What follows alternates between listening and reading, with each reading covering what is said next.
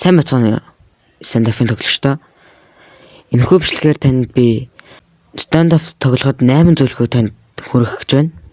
Хэрвээ та анхан тоглогч бол таны буудалд нэг л болж өгөхгүй эсвэл нэг эвгүй мэдрэмж төрж ивэл та зөв бичлэгээ сонгож ирсэн байна. Энэ 8 зөвлөгөө нь энгийн бөгөөд про тоглогч болоход маш сайн нөлөөлдөг ба за ямар тааж олон нуршлагын бичлэгэнд орцгоё.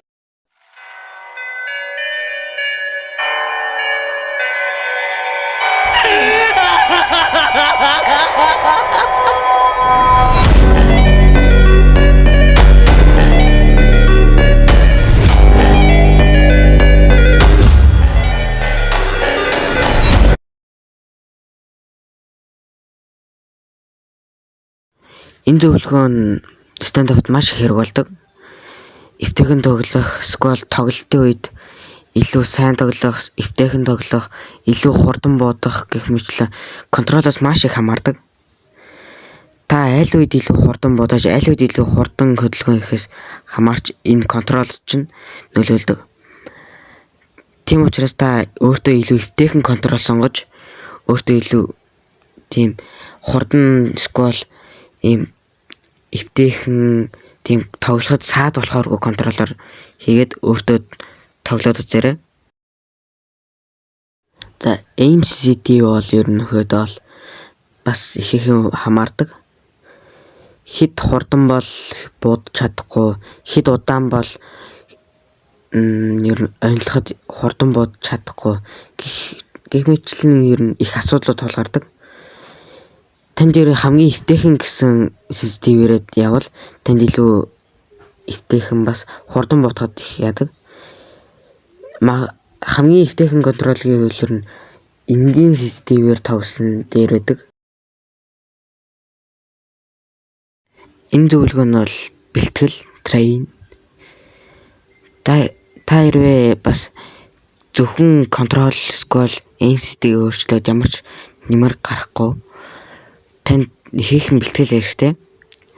Та хэрвээ stand-up-д орж ирээд ерөн тоглолт хийхээс өмнө 10-аас 15 минутын хооронд бэлтгэл хийгээд тэгээд нэг competitive эсвэл diffuse дараад үзээрэй. Хэр сайжирсан байна гэд өөрийгөө шалгаад үзэж таны бэлтгэл хийх чинь ер нь таныг мэдээг байхад л ер нь та сайжирчихсан байдаг. Та хурдан толгой онилох, илүү сайн буудах гэх мэтчлийн ихээхэн зүйл гарч байна. Энэ зөвлөгөө нь бол crosshair. Crosshair нь маш чухал. Ягаад гэвэл хэрвээ та хэд бүдүүн болвол хэд нэрийн болвол тоглоход маш саад болдог. Харин таны эсвэл буудахад эсвэл хөдлөхөд ямар нэгэн саад болдог зүйл бол demonic mode. Энэ буудахад маш төвөгтэй байдаг. Учир нь явхад эсвэл хөхөд хайр класс нь дээшээ доош хөдлөхөд маш оноход хэцүү болдог. Тийм үед гардаг. Энийг байлуулахад тулд та demonic биш static mode дээр тоглонгод арай илүү хэлбэр болж хөдөлгөөнг болдог.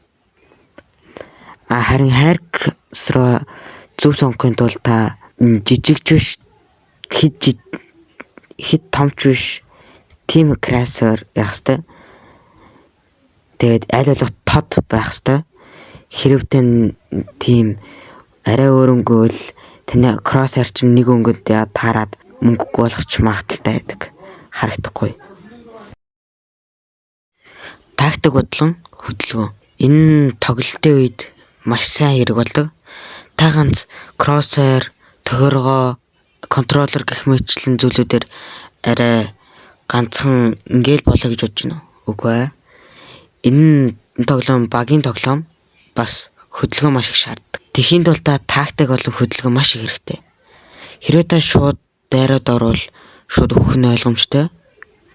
Харин тактикаар маш сайн бие бүтэн гаргалгүй тал гаргаад тоглол маш сайн хэрэг болдог.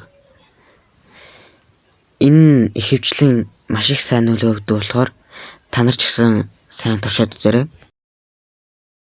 За энэ бол тохиргоо. Та тоглолтын үед ихэвчлэн ийм өөртөө таарсан тохиолгоор тоглох ёстой. Хэрв та хэд ийм график муу эсвэл тийм харагд бүтэц илүү муу байвал танд хинч тийм муу харагдана эсвэл тоглоход бэрхшээлтэй болно. Тиймэрхүү асуудал туулгардаг. Тийм болохоор тохироо сайн зөв тойруулаад бас gyroskop гэдэг энэнийг бас сайн хэрэглээд үзээрэй. Энэ нь илүү хурдан төрөж буудах үед энэ аюу хэрэг болдог шүү. За иймэрхүү байдлаар л дээрэс нь та FPS-ээ 120 болгож өгөөрэй. Энэ нь тань гацалт бага болгож өгдөг. За. Stand-up нь энгийн нэг тоглоом биш ээ. Энэ нь багийн тоглоом. Энэ нь map-аас харж бусдаа түгээж, эсвэл чатаар харилцсан яриа, эсвэл микээр харилцсан яриа тэнд байх шүү, энд байна гэх мэтчлэн харилцан ялааг илэрхийлнэ. Сүүлийн зөвлөгөө болох play with friends. Найзуудтайгаа тоглох.